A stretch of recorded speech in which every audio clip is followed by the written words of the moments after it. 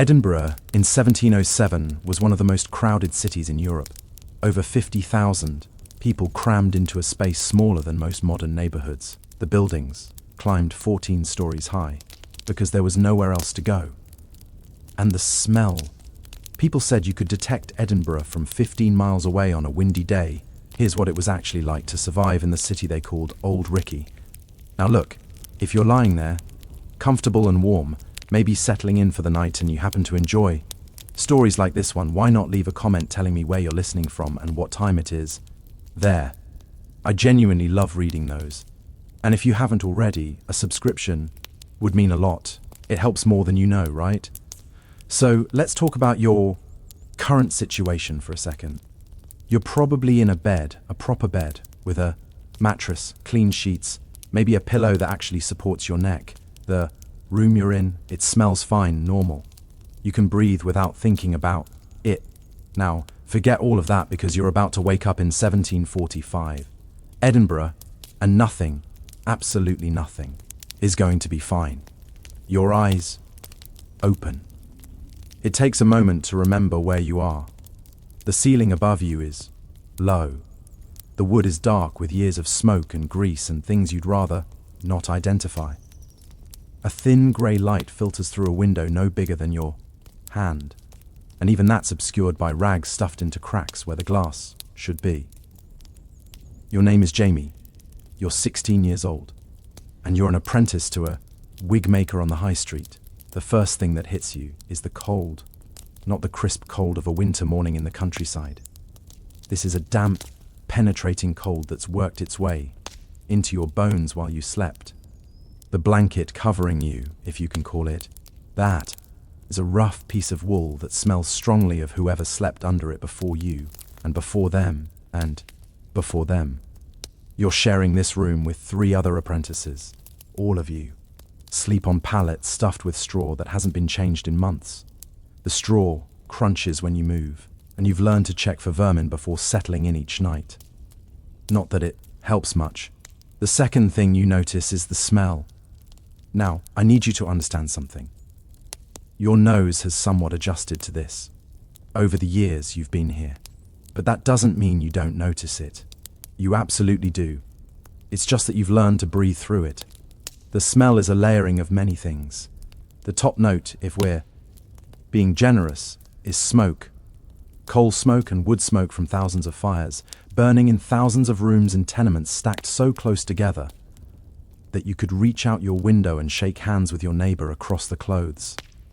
Under that is the smell of unwashed bodies, yours included. You haven't had what you'd call a proper bath in 3 months. Nobody has. Bathing is considered dangerous by most people. Opens up the pores to bad air, invites disease. Better to stay dirty and healthy. That's the common wisdom. And beneath the smoke and the bodies is something else, something darker, the waste. You see, there's no plumbing in 1745 Edinburgh, and no toilets, no running water. What you've got is a chamber pot under your pallet shared between 4 apprentices that gets emptied once a day if you're lucky. And when it gets emptied, well, that's an experience. The traditional method involves a window and a warning. The words are guardedly, a corruption of the French phrase meaning watch out for the water, though water is really not what's coming down. At roughly 10 at night and 7 in the morning, windows all across the old town fly open, and the contents of chamber pots arc down into the closes in the streets below. Anyone unlucky enough to be walking beneath might shout, "Hold your hand," in hopes of stopping the deluge. Sometimes it works. The city council has been talking about passing laws to regulate this for years. Time limits on when you can throw fines for hitting someone, but so far it's just talk. The filth keeps falling, but you're not thinking about that yet. You're thinking about getting up without waking the other apprentices. You're thinking about the long day ahead. You're thinking about the fact that your stomach is empty and has been since the thin oatmeal porridge you had yesterday evening.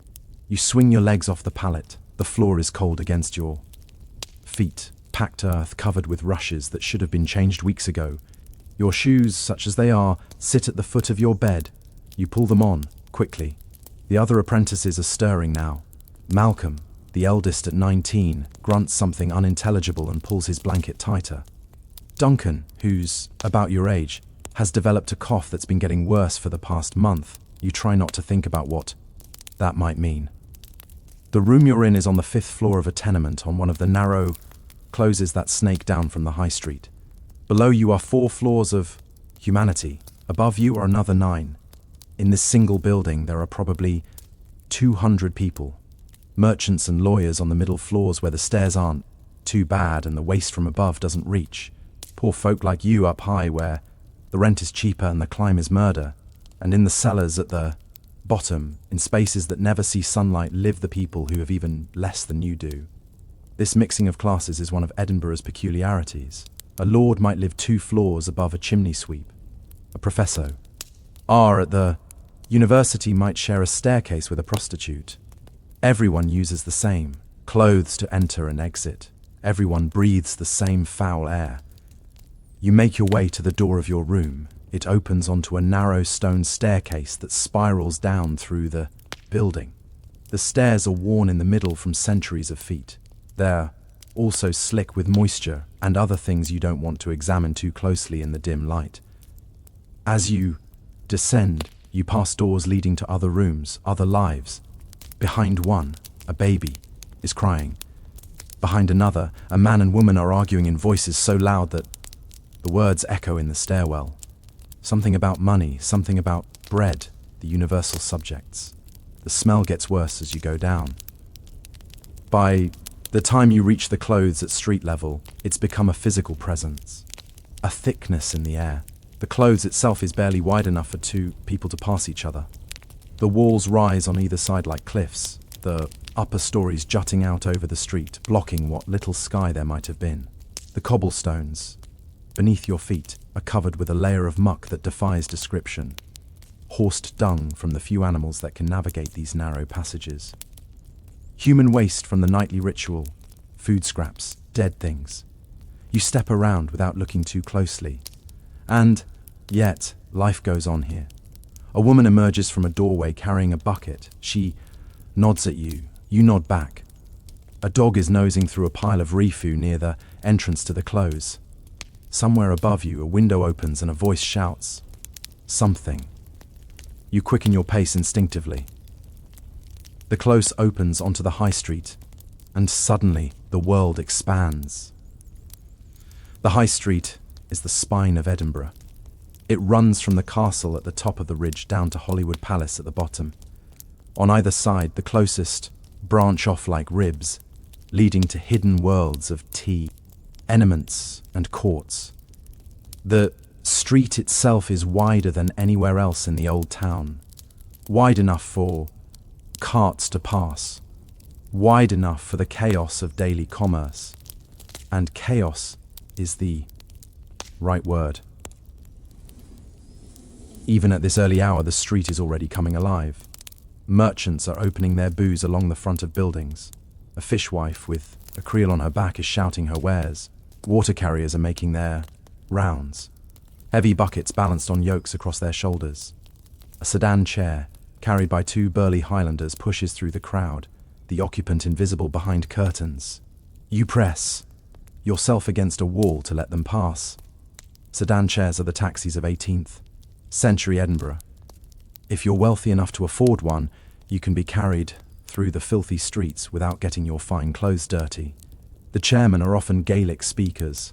From the Highlands, big men who can handle the steep hills and narrow closes, while carrying a passenger in a wooden box. The castle looms above everything, 300 feet up on its volcanic rock. It dominates the skyline.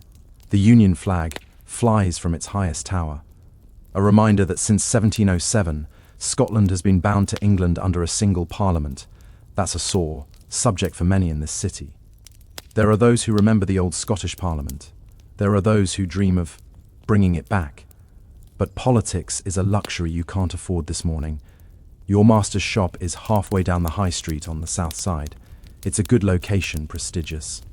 Wig makers are important people in 18th century Edinburgh. Every lawyer, every judge, every doctor needs a wig. Every gentleman of fashion needs several.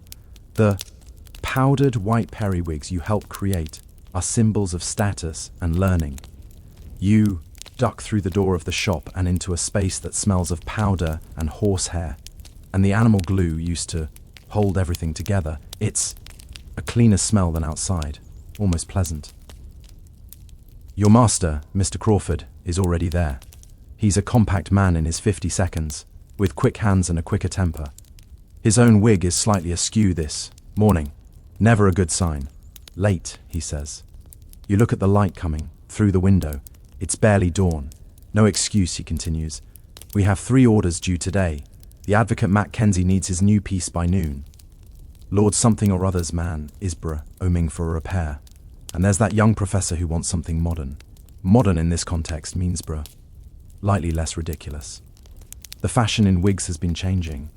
The enormous tructures of 30 years ago are giving way to something more manageable, smaller, less powdered.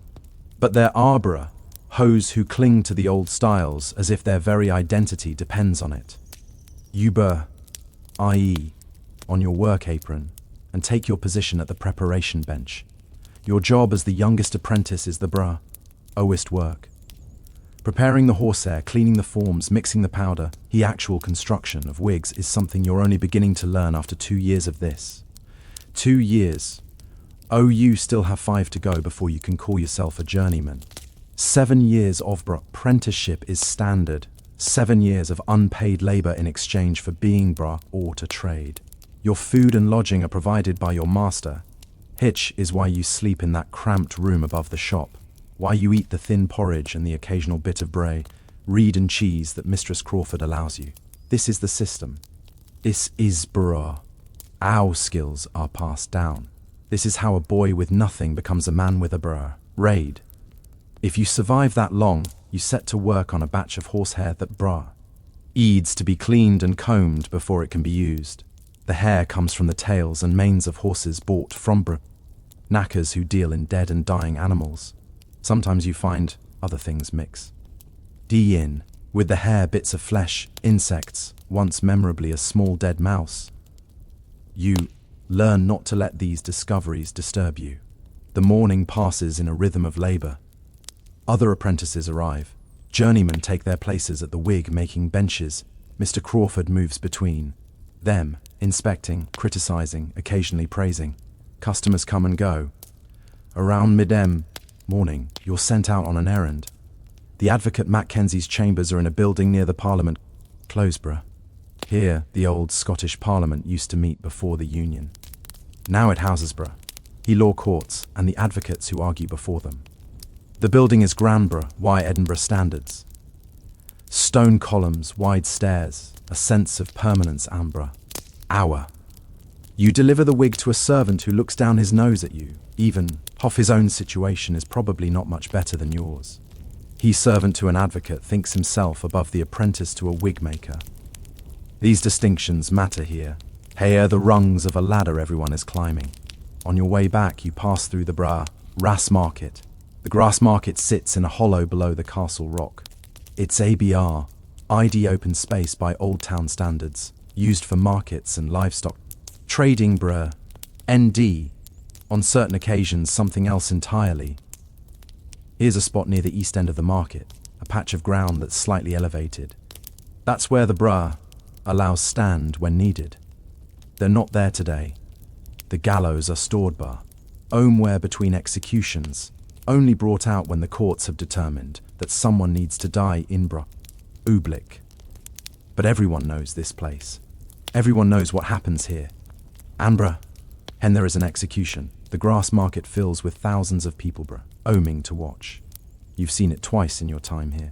Once for a murderer NCE for a man convicted of sheep stealing. Both times the crowd was enormous. People hung out of windows. In the surrounding buildings, vendors sold pies and ale. Children sat on their father's shoulders for a better view. The hangings themselves were awful and fascinating, and you couldn't look away even when you wanted to. The first man died quickly. His neck broke clean. The second man was less fortunate. He dangled and kicked for what felt like forever, while the crowd grew restless, and the hangman's assistants eventually pulled on his legs to finish the job. This is justice in 1745 Edinburgh. This is how the authorities maintain order in a city where order is always one bad harvest, one epidemic, one riot away from collapsing entirely. You hurry through the grass market and climb back up toward the high street. The sun, such as it is, has broken through the perpetual haze of smoke that hangs over the city.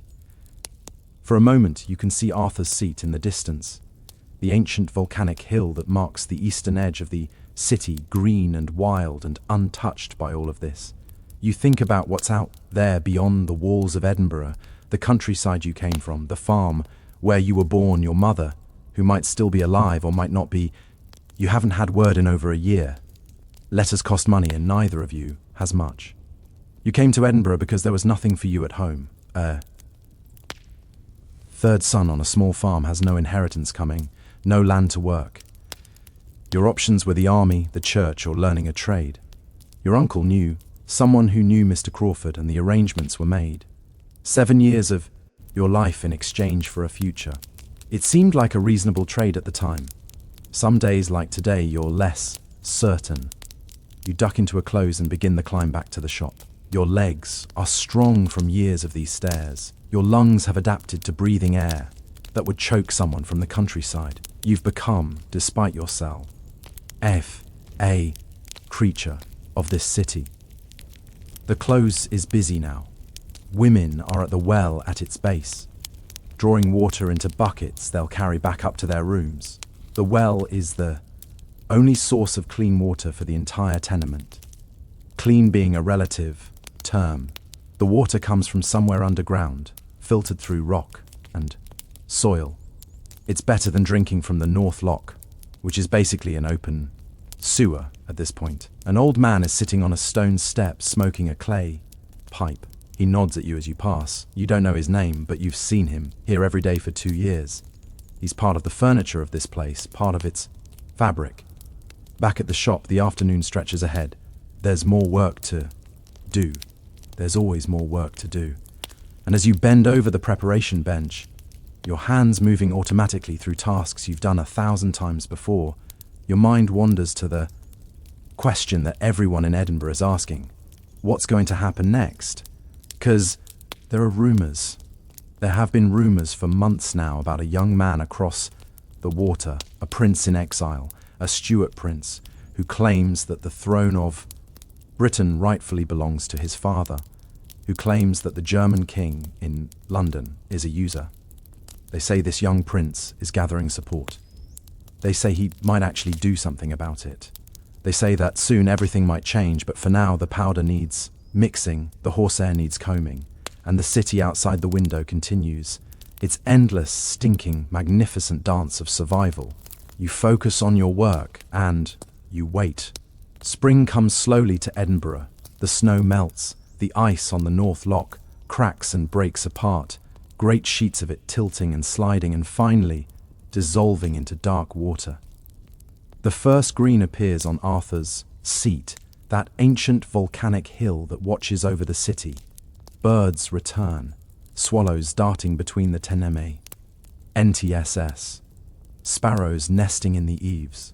Water flows again through the gutters and closes, carrying away the winter's accumulated filth. The smell changes, not better exactly, different. The smell of thaw, of renewal, of a city, shaking off the cold and remembering what warmth feels like. The days grow longer, the sun climbs higher in the sky, and Edinburgh, battered and bruised by everything it's been through, begins to breathe again.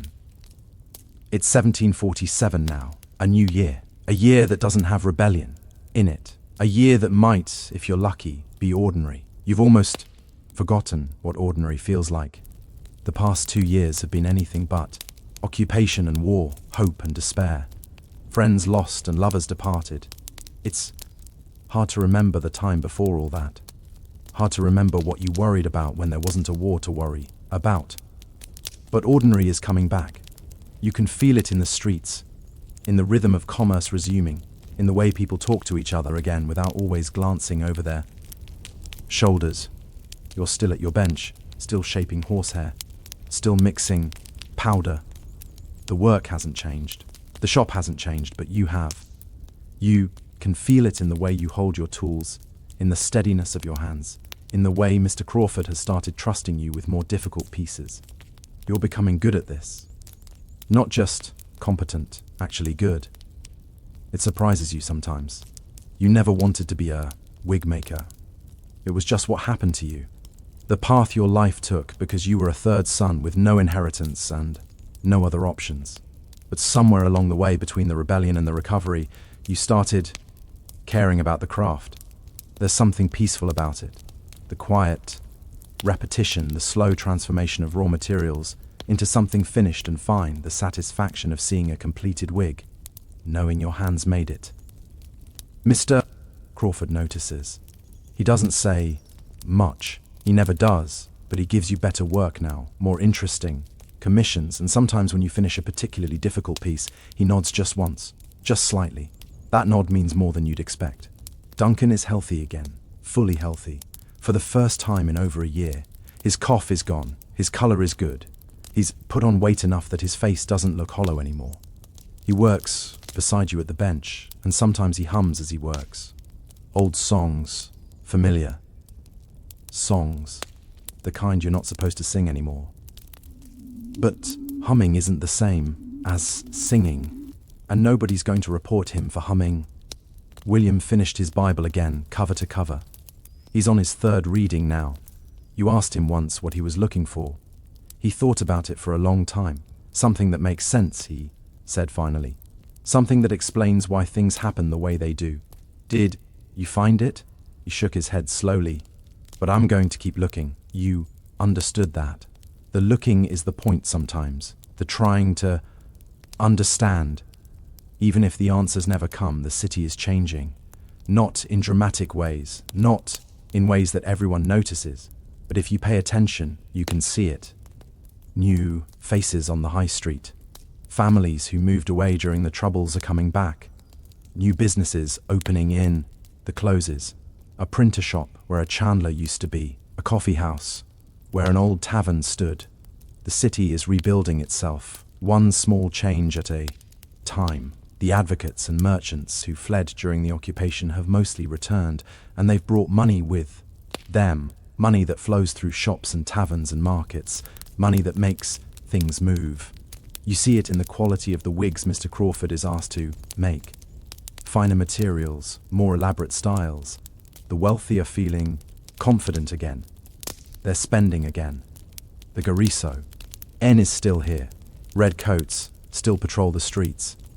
You see them every day walking their rounds, watching the crowds. But they're less visible now than they were, less aggressive. The rebellion is over. The threat is past. They're just maintaining order now, not suppressing revolt. Some of them even smile occasionally. Some of them have started courting Edinburgh girls, planning futures in a city that isn't at war. The executions have stopped. The gallows in the grass market stand empty. The bodies that hung there have been taken down and buried. People still avoid walking too close to where they stood, but that will fade too eventually. Memory is long but not eternal, and people are talking about something new, something called improvement, better roads, better buildings, a new town, maybe on the land north of the old town, a town with wide streets and open squares and buildings that don't lean into each other like drunks supporting themselves. You hear men in coffee houses debating it. Architects, planners, men who think Edinburgh can be more than what it is, more than this medieval maze of closes and wynds and tenements piled on tenements. Maybe they're right. Maybe someday there'll be a different Edinburgh, a cleaner one, a brighter one, a city that doesn't smell of smoke and waste and too many people crammed into too little space. But that's a future you can barely imagine. For now, this is still home. These closes, these stones, this view of the castle from your window, that great fortress watching over everything. The letter comes in April. A caddie delivers it to the shop on a Tuesday afternoon. A different caddie than before, younger, maybe 16. He has the look of someone who's new to the job, still learning the routes, still memorizing the faces. He asks for the wig maker's apprentice named Jamie. You take the letter with hands that tremble, slightly. The pape. R is worn, folded and refolded, water stained in places as if it traveled through rain. It's been on a long journey to reach you, passed from hand to hand, carried by people you'll never meet through places you'll never see. You turn it over. No seal, no markings, just your name written in careful letters. You recognize the handwriting. Agnes, your heart does something strange, speeds up and slows down at the same time. You've thought about this moment so many times, wondered what you'd feel, wondered if there would ever be a letter at all. And now it's here in your hands, real. You take the letter to the back room. You don't want to read it in front of anyone. Whatever it says, you want to feel it privately first. You want to have the moment to yourself before you have to share it with the world. You unfold the paper carefully. The ink is faded in places, washed pale by whatever weather it traveled through. Some of the words are hard to make out, but you manage. You read slowly, sounding out each word, making sure you understand. Jamie, I'm writing this from a place I can't name. I'm safe. I'm alive. That's all that matters right now. The past months have been difficult. My mistress's cousin in Stirling wasn't as distant from the cause as we'd hoped. There were questions. There were soldiers. We had to move again and again. For a while I wasn't sure we'd survive, but we did. We found a place that's quiet, safe. Nobody asks questions here. Nobody cares about the rebellion or who supported whom. It's just a small town by the sea where people fish and farm and mind their own business. I think about you more than I should probably. I think about the landing on the 3rd floor, about the conversations we had, about that last night, about the promise I made. I haven't forgotten, but I don't know when I can come back or if I can. The world is still too dangerous. My miss Tress is still afraid, and I have to take care of her. She's old and tired, and she's lost everything she had. I'm all she has left. So, I'm writing to tell you the truth. I don't know when I'll see you again. It might be years. It might be never. I can't ask you to wait for me. That wouldn't be fair. You have your own life to live, your own path to walk. But I wanted you to know that I'm alive, and that I haven't forgotten you. And that somewhere in a little town by the sea, there's a girl who still remembers a wigmaker's apprentice, who was kind to her when kindness was rare. Whatever happens, Jamie, whatever your life becomes, I hope you find happiness. I hope you find peace. I hope the world is gentler to you than it was to us. Be well, be safe, be happy. Agnes. You read the letter 3 times, then you fold it carefully and put it in your pocket against your chest. She's alive. That's what matters. She's alive and she's safe and she hasn't forgotten. The rest you'll figure out somehow. Someday. The way people always figure things out. Summer arrives in full force. The long days, the heat that makes the closest feel like ovens, the smell that rises from everywhere and never quite goes away. You're used to it now. It doesn't bother you the way it used to. This is just what Edinburgh is, what it's always been, what it will probably always be. You turn 18 in July. Nobody celebrates. Birthdays aren't celebrated much among apprentices. But Duncan sneaks you a bit of ale from somewhere, and William gives you a scrap of ribbon he found in the street. It's blue, faded, worth nothing. But the gesture matters. You're halfway through your apprenticeship now. 3.5 years done, 3.5 years to go. It feels like forever and no time at all. Some evenings when the work is done and the light is fading, you climb to the top of the tenement and look out over the city. From up air, you can see everything. The castle on its volcanic rock still flying the Union flag. The spires of the churches punctuating the skyline. The dense assembly of stone and slate spreading eastward along the ridge toward Hollywood. The Eft of Forth in the distance catching the last light of the sun. It's beautiful in its own strange way. It's beautiful. This city has seen so much. Wars and plagues and rebellions. Kings and princes and men who believed they could change the world. Most of them failed. Most of them are forgotten now. But the city remains. The stones endure. The people go on living day after day, doing what people have always done. Surviving. That's the word, isn't it? Surviving. Not heroics, not glory. Just getting through another day, another week, another year. Finding food, finding shelter, finding moments of connection with other people who are doing the same thing. You think about everyone you've known. Malcolm, dead and buried in a northern grave. Agnes alive somewhere by the sea. Duncan and William still here, still working beside you. Mr. Crawford with his silences and his nods. Mistress Crawford with a thin broth and her careful rationing. All of them in their own ways just trying to survive. The sun sinks lower. The shadows lengthen. The first stars appear in the darkening sky. You think about the future, what it might hold, where you might end up, whether Agnes will ever find her way back, whether you'll still be here in this shop making wigs for men who think they're important. You don't know. Nobody knows. That's not how life works. But standing here on this rooftop, looking out over a city that's been through so much and is still standing, you feel something that might be hope. Not the desperate hope of the Jacobites, believing against all evidence that they could change the world. Something quieter, something smaller. Just the simple hope that tomorrow might be a little better than today, that the work will continue, that the people you care about will be safe, that someday, somewhere, there might be something like happiness. It's not much, but it's enough. You take a deep breath, let it out slowly. The air smells of smoke and stone and the distant salt of the sea.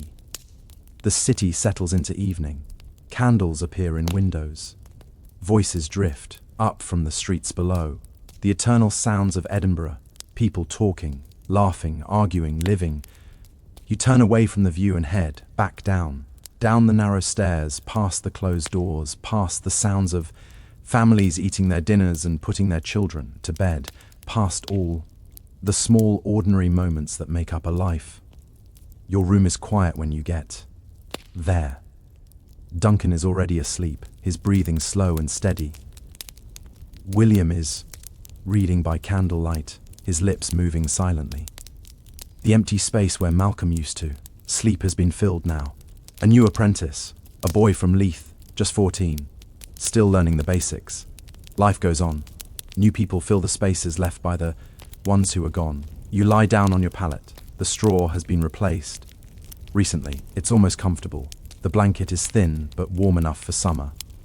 You think about Agnes's letter, still folded against your chest. I hope you find happiness. I hope you find peace. Maybe someday you will. Maybe someday she'll come back and you'll stand on that third floor landing again and everything will be different. Or maybe she won't. Maybe you'll find happiness in other ways.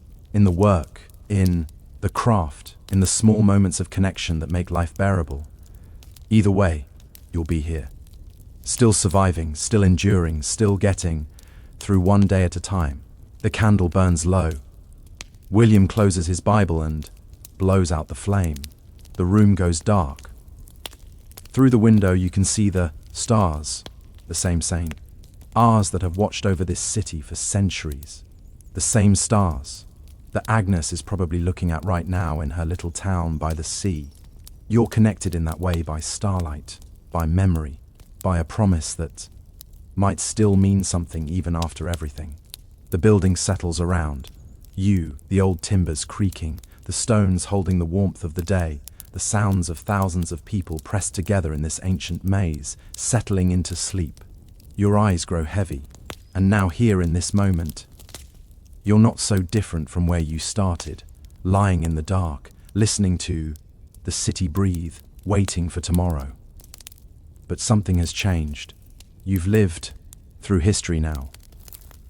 You've seen princes and armies and executions.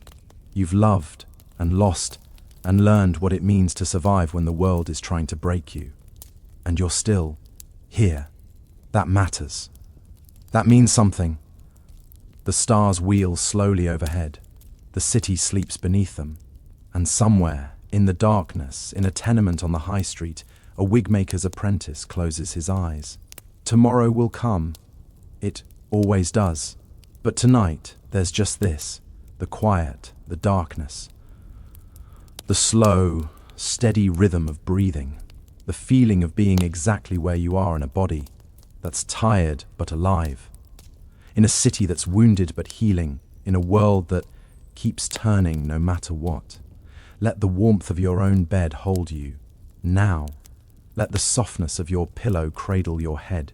You've traveled far, tonight through centuries, through stone and smoke and starlight, through the lives of people who lived and loved and struggled just like you do. Now it's time to rest. The story is over, but life goes on. And somewhere in the space between sleeping and waking, the past and the present touch each other gently. Close your eyes, breathe, sleep now. Edinburgh will still be there in the morning, and so will you. The Tronkirk's Clo. CK Tower strikes 6. You've been at the workbench for nearly 11 hours now, not counting the errand to the advocate's chambers. Your fingers are stiff. Your back aches from bending over the horsehair. The powder you've been mixing has worked its way into every crease of your skin, turning your hands a ghostly white that won't wash off properly for days. Mr. Crawford is satisfied with the day's work. This is as close to praise as you're going to get. He dismisses you and the other apprentices with a wave of his hand and a reminder that tomorrow there's a special order coming in. Some lord from the Highlands wants something elaborate, something expensive, something that will keep everyone busy for a week. You step out onto the high street and the city hits you all over again. The light is different now, golden, slanting. The sun is dropping toward the castle rock, and the shadows of the tenement stretch across the cobblestones like long, dark fingers. The evening crowds are different from the morning ones. Fewer merchants, more workers heading home, more people heading to taverns. Malcolm, the older apprentice, falls into step beside you. He's got a few pennies in his pocket. His sister sent them last month, and he's been saving them for a night like this. Come on, he says, I'll buy you a drink. This is unusual. Malcolm isn't known for generosity, but you're not about to say no. The tavern he leads you to is down, one of the closest off the Cannon Gate. The Cannon Gate runs east from the high street toward Holywood Abbey, where the old kings of Scotland used to stay before the Union changed everything. It's a wider road than most in the old town, but the buildings pressing in on either side are still tall enough to block out the sky. Stone faces rising 4, 5, 6 stories, each one packed with families stacked on top of each other. Carts rattle past over the cobbles. A woman carrying a bundle of laundry nearly knocks into you. A man pushing a handcart loaded with coal grunts at you to move aside. This is the rhythm of evening in Edinburgh. Everyone going somewhere, everyone with somewhere to be. The tavern is called the White Hart, though the sign above the door is so faded you can barely make out the shape of a deer. Inside the room is low, ceiling and dark. Smoke from a peat fire mingles with pipe smoke from a dozen customers. The floor is packed earth covered with sawdust and rushes. It smells like spilled ale and sweat and something cooking in the back room. Malcolm orders 2 pints of small beer and leads you to a table in the corner. Small beer is what ordinary people drink.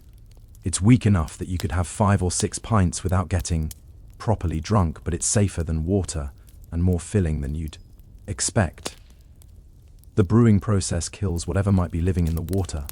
Smart people figured that out, even if they didn't understand why. The ale comes in wooden cups. It's dark and slightly bitter and surprisingly cold.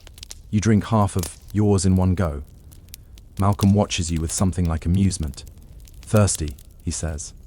You just nod around you. The tavern is filling up. Workers from the nearby breweries and tanneries, a few sailors up from Leith, the port town a mile to the north. Some men who look like they might be lawyers or clerks, their wigs slightly askew after a long day. The social mixing continues. Even here, a tavern is neutral ground. Everyone's money spends the same.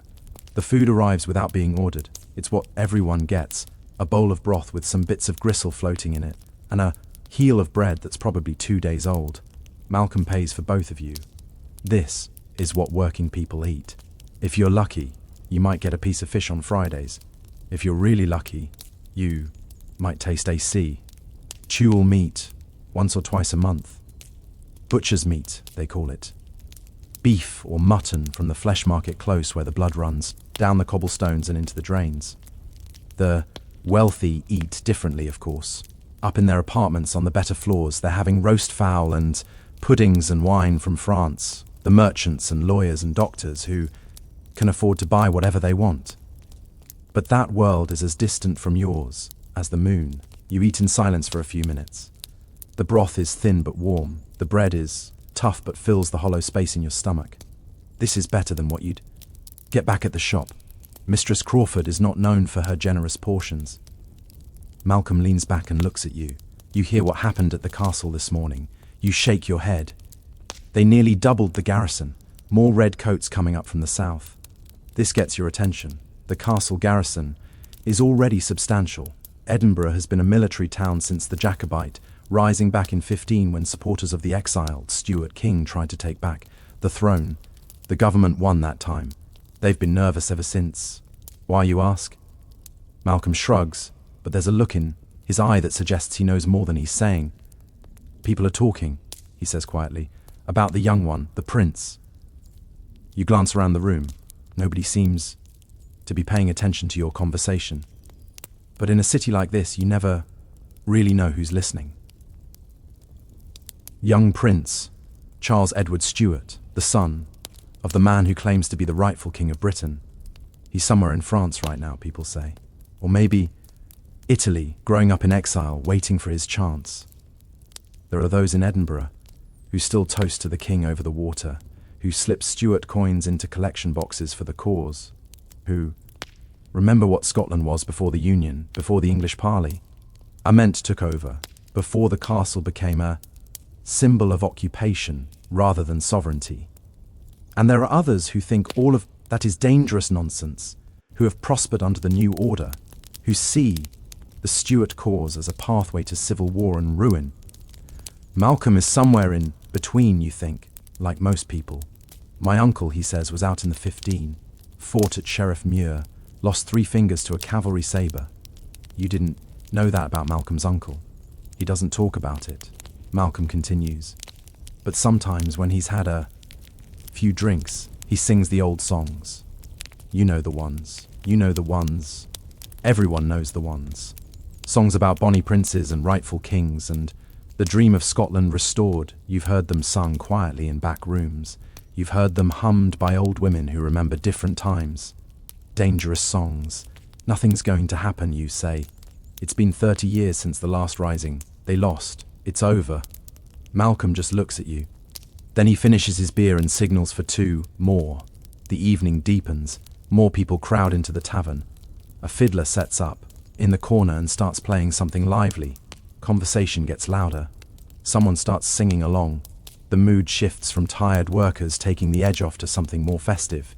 You realize you haven't thought about horsehair or powder or Mr. Crawford for almost an hour.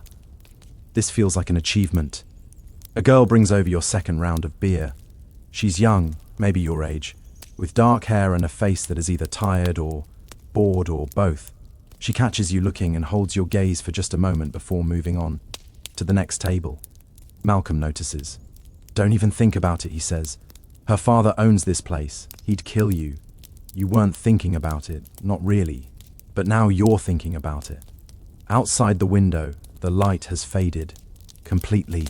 Edinburgh A. Tea night is a different city. The same streets that bustle with commerce during the day become something else after dark. Something more dangerous. There are no street lights, no lamp posts. If you want to see where you're going, you bring your own candle or lantern, or you hire a link boy to carry one for you. Link boys are usually children, earning a few pennies by leading drunken gentlemen through the dark streets to their destinations. It's honest work, mostly. The problem is that darkness hides things. Pickpockets work the crowds outside taverns, waiting for men who've had too much to drink. Footpads lurk in the closes, ready to club a passing stranger and rifle through their pockets. Some of them work in pairs. One, to distract you with a question or a sob story. The other to come up behind you with a cudgel.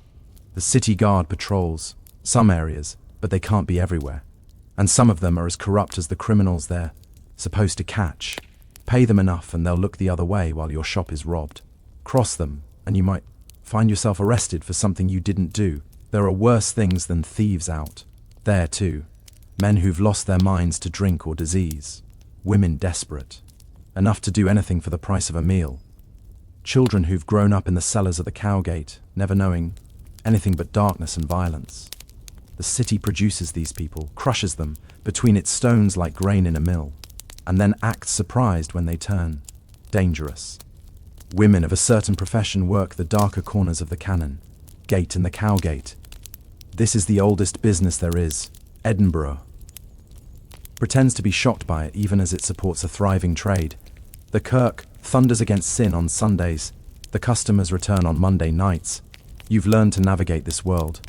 You know which closes to avoid after dark. You know how to walk quickly and quietly with your hands in sight and your head down. You know not to make eye contact with strangers. You know not to carry anything worth stealing. But tonight you're not alone. Malcolm is with you. And Malcolm, despite his skinny frame, has a reputation for being handy in a fight. We should go, you say. Mistress Crawford locks the door at 10. Malcolm waves for a third round. Another hour won't hurt, he says. It's not even 8 yet. You stay. The fiddler plays faster now. People are dancing, sort of. It's more like shuffling in place. But the energy is infectious. The girl with the dark hair is weaving between tables, carrying drinks, dodging hands that reach for her. She handles it all with practiced ease. You think about your life, the 7 years stretching ahead of you, the cramped room and the thin porridge and the endless work. And you think about what Malcolm said about soldiers arriving about the prince across the water. What would you do if he came? The question arrives unbidden and sits there in your mind like a stone in your shoe. What would you do? Would you fight for a king you've never seen, for a cause that lost 30 years ago? Would you risk everything for the dream of Scottish independence? Or would you keep your head down, keep working, keep surviving the way you have been? You don't know. You're 16 years old. You're an apprentice wig maker. You own nothing but the clothes on your back and a knife your father gave you before he died. You are nobody, nothing, and yet something is stirring in this city. You can feel it in the way people talk, in the way they look at the red coats in the streets, in the way old men sit a little straighter when certain songs are played. Malcolm is watching the room with an expression you can't quite read. I've been thinking, he says, about when my time's up. His apprenticeship ends in 2 years. He's been at it longer than you. I might not stay in Edinburgh, he continues. Might head north. My uncle has connections in the Highlands. That's new information. Malcolm has never talked about leaving before.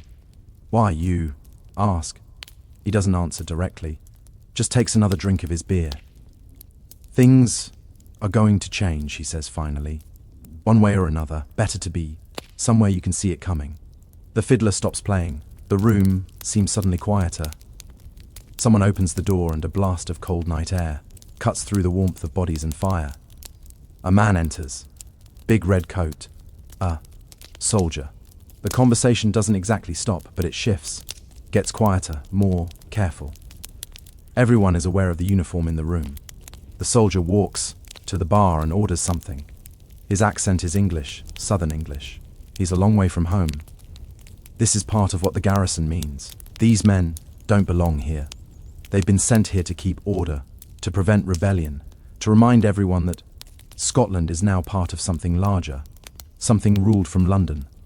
Some people in this tavern probably work with soldiers, supply them, serve them, take their money. Others probably hate them with a quiet, burning hatred that never quite goes out. The soldier gets his drink and finds a seat near the fire. He doesn't seem interested in causing trouble. He's just a man far from home, looking for warmth and alcohol like everyone else. But his presence changes the room. Malcolm stands up. Time to go, he says. Now you agree with him. You make your way to the door, past the soldier, who doesn't look up, past the bar where the dark-haired girl is wiping down the wood with a rag, past the fiddler who's packing up his instrument. The Cannon Gate is dark and cold. Your breath makes clouds in the air. The stars are invisible behind the perpetual haze of smoke that hangs over the city. Malcolm walks beside you in silence. The streets are mostly empty now, just a few figures moving between pools of shadow.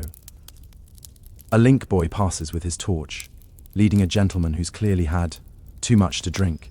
Somewhere in the distance, a dog barks. You climb up, through the closest toward the high street. The stairs are treacherous in the dark. You've done this climb 100 times, but each time you're aware of how easy it would be to slip, to fall, to crack your head open on the worn stone and lie there until morning, when someone would find you. The close is alive with sounds.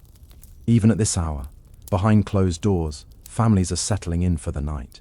You hear a mother singing to a child, an old man coughing. Somewhere above you, the rhythmic creak of a bed. That means someone is either praying or doing something else entirely. Light enters these spaces in shafts during the day. At night, there's nothing. Just the feel of the walls on either side guiding you upward. Just the smell of smoke from 1,000 fires and the ever-present stench of everything else that accumulates in places where too many people live too close together. A cat darts across your path. You nearly trip over it. Malcolm swears quietly. Privacy here is not a right, it's a rare luxury. Everyone knows everyone's business. Everyone hears everyone's arguments, everyone's lovemaking, everyone's grief.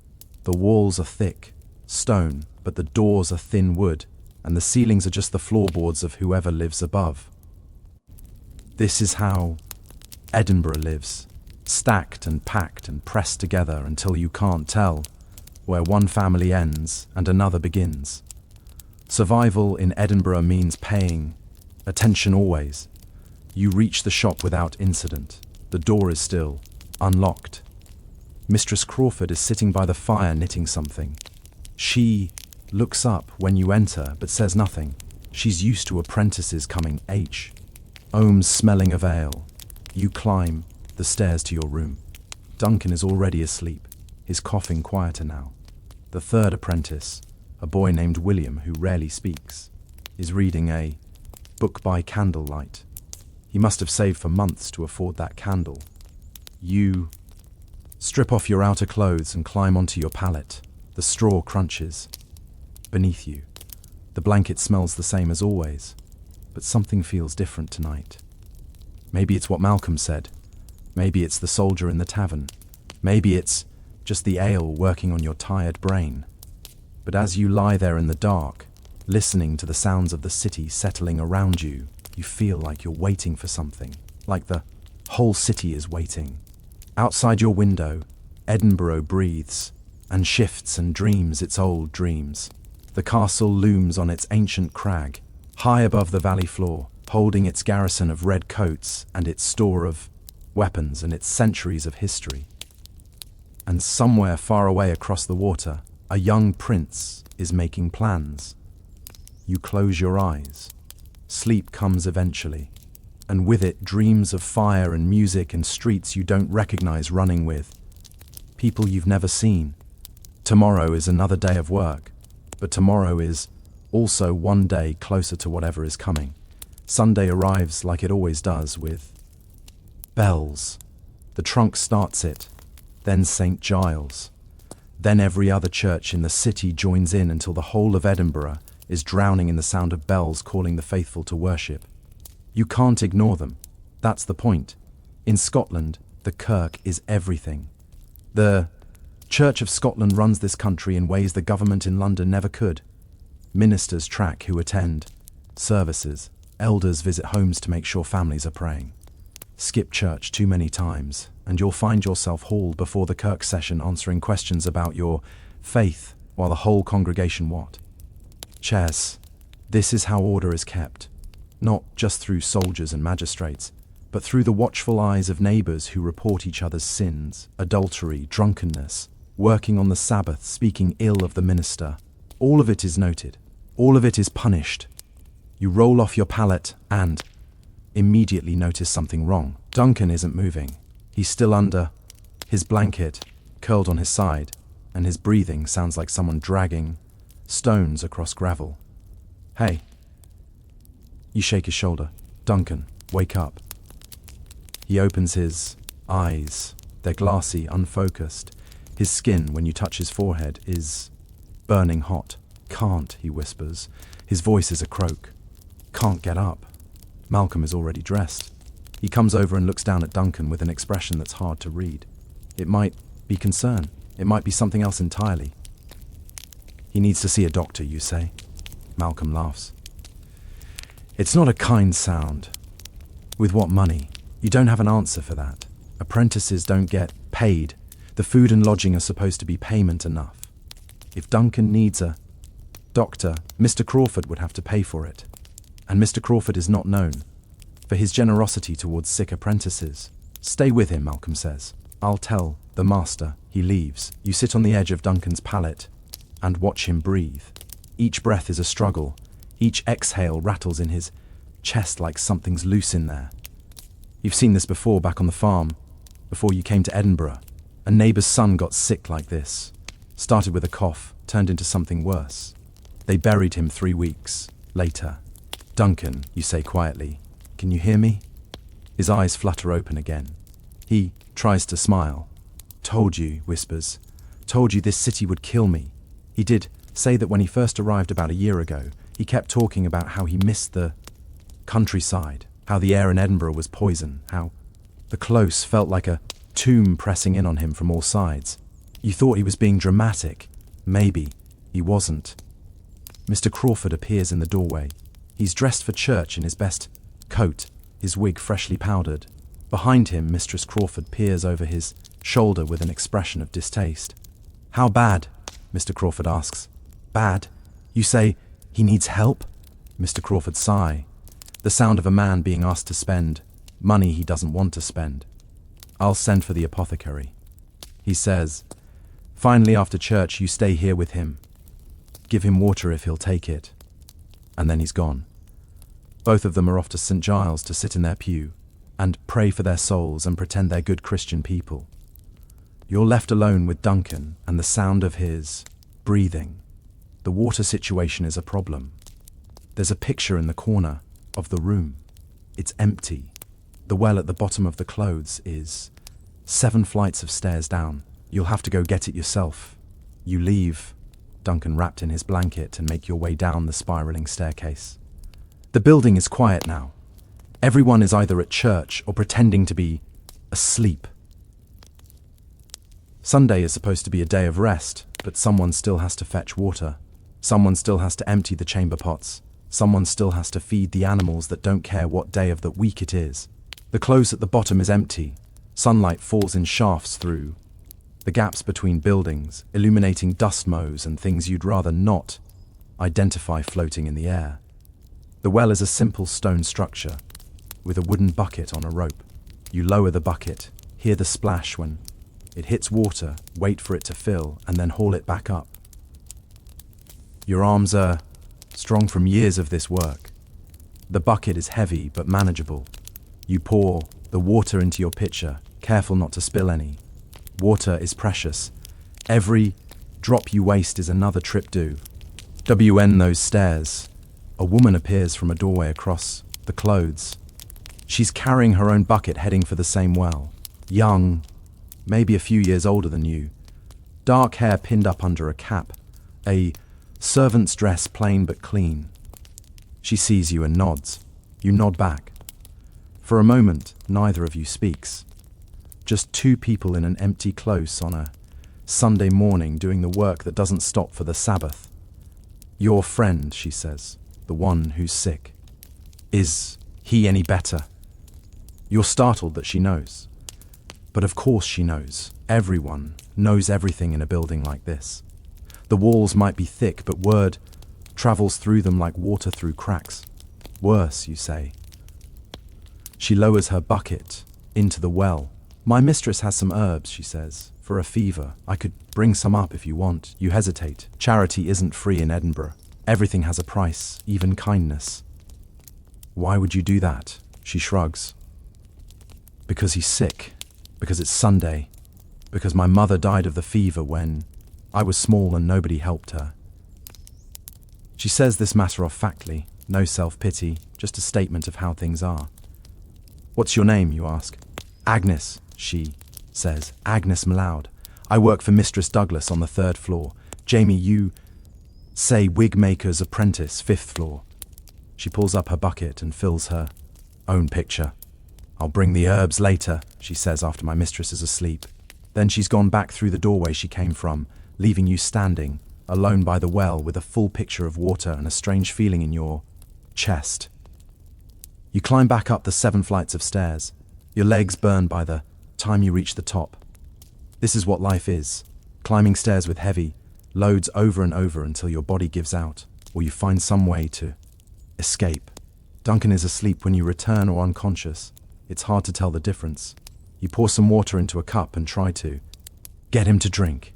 Most of it dribbles down his chin, but some goes in. That's something. The bells have stopped ringing. The city is quiet now. Everyone is in church listening to sermons about hellfire and damnation, about the wages of sin and the promise of salvation. You should be there too. Missing church is noted. The elders keep track of who attends and who doesn't. Persistent absence can mean fines, public shame, questions about your faith that nobody wants to answer. But someone has to stay. With Duncan, surely that's a good excuse. Surely caring for the sick is more Christian than sitting on a hard wooden pew listening to some minister drone on about things you barely understand. You sit by the window and look out at the city. From up here on the 5th floor, you can see across the rooftops to where the land opens up beyond the walls. The city stretches eastward along the ridge, a dense assembly of stone and slate, church spires punctuating the skyline. The castle commands the western height, perched on its great rock like a stone fist raised against the sky, and there, beyond the lowlying ground and the still waters of what remains of the North Loch, Arthur's Seat rises. Another volcanic remnant from ages before people walked this land, green and wild and untouched by the filth and noise of the city below. The view from here shows you exactly where you are, trapped between the medieval past and something else, something newer, something that might be better or might be worse. The city is changing. New ideas are spreading through the taverns and coffee houses. Men are talking about reason and progress and the future of mankind. But here in these ancient tenements, with their crumbling plaster and smoke-darkened stone, the past still holds on, tight. Sometimes you imagine walking out there, climbing to the top of Arthur's Seat, looking down at the city and all TS filth and noise, and seeing it from the outside for once, being somewhere you can breathe without tasting smoke. But that's a fantasy. You have 5 more years of this, 5 more years of horsehair and powder and Mr. Crawford's criticism, 5 more years of thin porridge and shared pallets and the endless climb up and down these stairs. If you survive that long, if the fever doesn't get you like it's getting Duncan, if the footpads don't catch you on a dark night, if 1,000 other dangers don't end your story before it really begins, the apothecary arrives in the late afternoon. He's a thin man with spectacles and a bag full of mysterious bottles. He examines Duncan with an air of boredom, as if sick apprentices are the most tedious thing he has to deal with, which they probably are. He takes Duncan's pulse. He looks at his tongue. He asks questions about what he's been eating, where he's been sleeping, whether he's been near any dead bodies or foul smells. The questions seem random to you, but apparently they mean something. Edinburgh has doctors, real doctors, who've studied at the university and know Latin and can recite Hippocrates from memory. But those doctors charge prices that would equal a year of Mr. Crawford's rent. For people like you, there are apothecaries, men who mix medicines according to formulas passed down through generations, who know which herbs treat which symptoms, who sometimes cure their patients and sometimes don't. Fever, he pronounces. Obviously, he prescribes a tincture that smells like something died in it, and instructions to keep the patient warm and give him broth if he'll take it. The medicine contains things you'd rather not think about. Apothecaries use everything. Ground up minerals, animal parts, plants that would kill you in the wrong dose. It's all mixed together according to principles you don't understand, based on theory. It's about humours and balances that go back to the ancient Greeks. Will he live? You ask. The apothecary shrugs.